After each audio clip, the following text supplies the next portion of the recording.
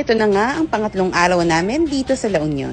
Ako lang ba yung hindi makapag-function pag walang kape ang sistema? Yung parang pag walang kape, hindi kompleto yung araw nyo. Dahil nga 12 PM pa naman ang pick up namin from our tour, isiningit na namin tong El Union Coffee dahil marami din kami nakitang review. Nag-tricycle lang kami from our accommodation at wala pang 10 minutes nandito na kami. Open sila daily except for Wednesday from 8 o'clock in the morning until 6 PM. Ang dami na namin nakain bago kami nagpunta dito pero excited pa rin kami. Ito na nga pala ang menu for your reference.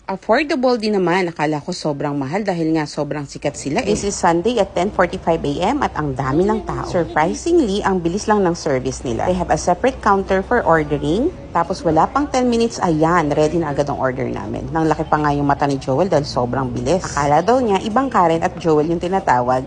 I ordered flat white for 150, baby's cold brew latte for 160, and tatay's cold dulce gatas for 150. Yung super famous nilang grilled cheese just for 180. Then, ibang area din yung nag-release ng drinks, doon naman sa mga food. Wala pang 5 minutes, tinawag na rin kami para sa aming grilled cheese orders. O diba, sobrang bilis, talagang systematic ang process nila, ang galing. Medyo nag-cram lang kami dito kung saan kami uupo kasi sa sobrang daming tao, wala nang available table. Then, the staff told us, pwede naman palang maupo kahit saan. So, dito kami sa may tapat ng Papa Bear. Hindi nga lang enough yung seats, yung iba tumayo na lang. Tapos may dumaang artista, Diyos ko, ang gwapo. Tingnan nyo, sino ba yan? Nakalimutan ko yung pangalan. Char. At ito na nga, kinikilig na ang aking baby. Ang loaf pala nila is puro homemade. And then, 3 cheeses ang nilalagay nila dito. Kaya naman ganyan, kauzing. Talaga namang hindi nila tinipid, pati ang butter, lasang-lasa mo. At yung energy at pagka-chill ng mga staff at barista nakakahawa. Mararamdaman nyo talaga na nagbabakasyon lang kayo dahil super laid back ng ambience dito.